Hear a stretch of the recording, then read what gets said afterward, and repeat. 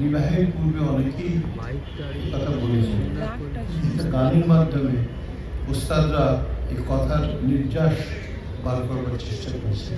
আমি এই গানটি গাইব রাগ গাওয়াতে দিয়ে। গাওয়াটি ওস্তাদ বাড়িউল্লাহ আলী খান সাহেবের একটি কন্ট্রিবিউশন।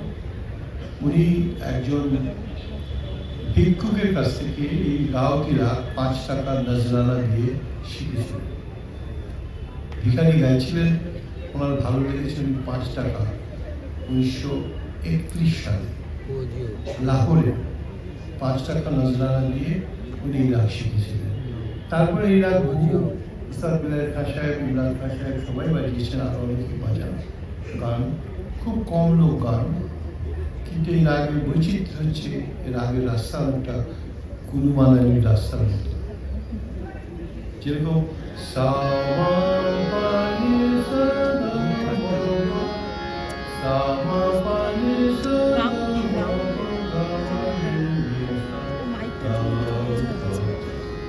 রাগের রাস্তা, এই রাগকে যতটুকু